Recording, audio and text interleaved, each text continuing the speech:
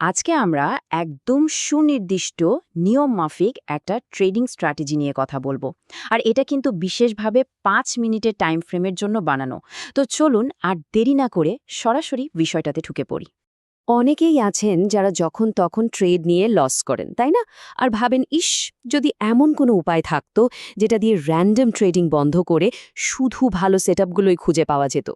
যদি আপনার ভাবনাটা এমন হয়, তাহলে আজকের এই আলোচনাটা আপনার জন্য একটা দারুণ সমাধান হতে পারে। তো এই স্ট্র্যাটেজির আসল কারসাজিটা লুকিয়ে আছে তিনটা খুব সহজ কিন্তু পাওয়ারফুল ইন্ডিকেটরের মধ্যে। আর এই স্ট্র্যাটেজিটা কাজে লাগানোর প্রথম শর্তই হলো এই তিনটা ইন্ডিকেটরের কাজ ঠিকঠাক বোঝা। আমাদের লিস্টের প্রথমজন হল 200 ইএমএ। এটাকে বলতে পারেন আমাদের জাহাজের ক্যাপ্টেন, যে আমাদের বলে দেবে মার্কেট কোন দিকে যাচ্ছে। মানে সোজা কথায়, প্রাইস যদি এই লাইনের উপরে থাকে, আমরা ধরে নেব মার্কেট এখন কেনার দিকে, মানে আপ ট্রেন্ডে। আর যদি নিচে থাকে, তাহলে মার্কেট বিক্রির দিকে, মানে ডাউন ট্রেন্ডে। সিম্পল। এরপর আসে আমাদের 50 ইএমএ। এটা হলো আমাদের এন্ট্রি খোঁজার একটা জোন। ভাবুন, ট্রেন্ড তো আর সোজাসুজি উপরে বা নিচে যায় না, তাই না? প্রাইস একটু দম নেয়, মানে পুল ব্যাক করে। আর এই 50 ইএমএর লাইনটাই হলো সেই জায়গা যেখানে প্রাইস প্রায় দম নিতে আসে। আর ঠিক ওই মুহূর্তের জন্যই আমরা অপেক্ষা করব। আর সবশেষে আমাদের এমন একজন লাগবে যে বলবে, হ্যাঁ, এখন সময় হয়েছে। সেই কনফার্মেশনটা দেবে ম্যাকডি। একটা জিনিস মাথায় রাখতে হবে, ম্যাকডি কিন্তু ভবিষ্যৎ বলে না। এটা নিশ্চিত করে যে ট্রেন্ডের দিকে মার্কেটের জোর বা মোমেন্টাম আবার ফিরে আসছে। এটাই আমাদের ফাইনাল গ্রিন সিগন্যাল। বেশ, ইন্ডিকেটরগুলো তো চেনা হলো। এখন দাবাই দেখি এই তিনটাকে একসাথে কাজে লাগিয়ে কিভাবে একটা পারফেক্ট বাই বা কল ট্রেডের সুযোগ খুঁজে বের করা যায়। এর জন্য আমাদের কাছে একটা 5 ধাপের চেকলিস্ট আছে। একটা ভালো বাই সেটআপের জন্য এই 5টা শর্ত একটার পর একটা পূরণ হতে হবে। 1. প্রাইস থাকবে 200 ইএমএর ওপরে, মানে মার্কেট আপ ট্রেন্ডে আছে। 2. আমাদের 50 ইএমএকেও থাকতে হবে 200 ইএমএর ওপরে, মানে দুটো ইন্ডিকেটরই একই দিকে ইশারা করছে। 3. প্রাইস একটু নেমে এসে আমাদের এন্ট্রি জোন, মানে 50 ইএমএকে টাচ করবে। 4. ঠিক তখনই এমএসিডি হিস্টোগ্রাম নিচের নেগেটিভ জোন থেকে ওপরে পজিটিভ জোনে ক্রস করবে, মানে বায়াররা আবার ফিরে আসছে। আর 5. ফাইনাল কনফার্মেশন হিসেবে একটা শক্তিশালী সবুজ বা বুলিশ ক্যান্ডেল তৈরি হতে হবে। ব্যাস, যখনই এই 5টা শর্ত মিলে যাবে আর ওই বুলিশ ক্যান্ডেলটা ক্লোজ হবে, ঠিক সেই মুহূর্তে আমাদের এন্ট্রি নিতে হবে। আর এই স্ট্র্যাটেজি অনুযায়ী আমাদের ট্রেডটা চলবে ঠিক 5 মিনিট পর্যন্ত। বাই সেটআপের নিয়মগুলো যদি বুঝে গিয়ে থাকেন, তাহলে সেল সেটআপটা তো আরও সহজ, কারণ এটা হলো বাই সেটআপের একদম উল্টো, বা আয়নার প্রতিচ্ছবির মতো। একটা সেল বা পুট ট্রেডের জন্যেও আমাদের 5টা শর্ত আছে। 1. প্রাইস থাকবে 200 ইএমএর নিচে, মানে মার্কেট শক্তিশালী ডাউন ট্রেন্ডে আছে। 2. 50 ইএমএও থাকবে 200 ইএমএর নিচে। 3. প্রাইস পুল ব্যাক করে উপরের দিকে আমাদের 50 ইএমএ জোনে আসবে। 4. ঠিক তখন ম্যাকডি হিস্টোগ্রাম পজিটিভ থেকে নেগেটিভে ক্রস করবে। আর সব শেষে একটা বড়সড় লাল বা বিয়ারিশ ক্যান্ডেল তৈরি হয়ে আমাদের ফাইনাল সিগন্যালটা দেবে।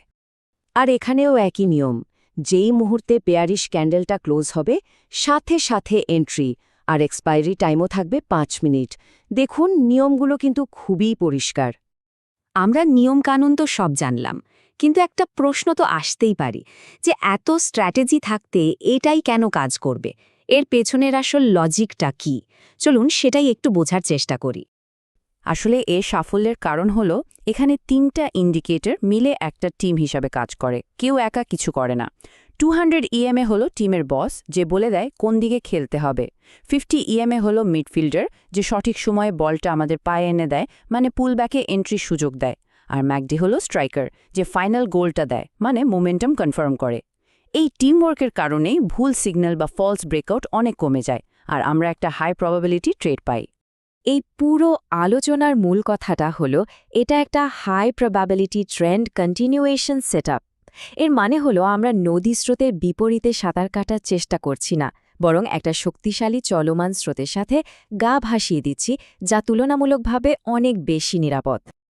একটা দারুণ স্ট্র্যাটেজি হাতে থাকা মানেই কিন্তু সফলতা নিশ্চিত নয়। সফলতার আসল চাবিকাঠি হল ডিসিপ্লিন। চলুন কিছু খুব গুরুত্বপূর্ণ নিয়ম দেখে নিই যেগুলো মেনে চলাটা স্ট্র্যাটেজির থেকেও বেশি জরুরি।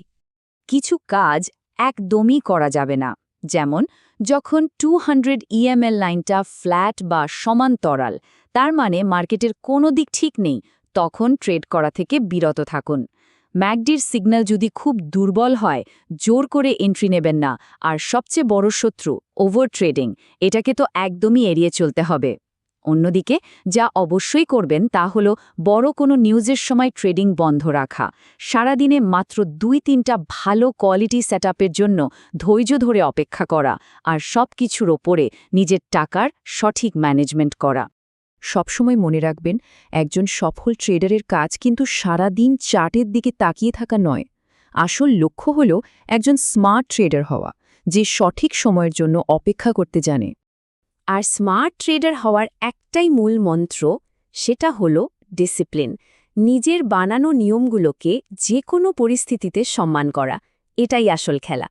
কারণ বিশ্বাস করুন, যখন আপনি সঠিক প্রক্রিয়াটা অনুসরণ করবেন, তখন ফলাফলের চিন্তা আপনাকে করতে হবে না। প্রফিট তখন নিজে থেকেই আপনার পেছনে ছুটবে।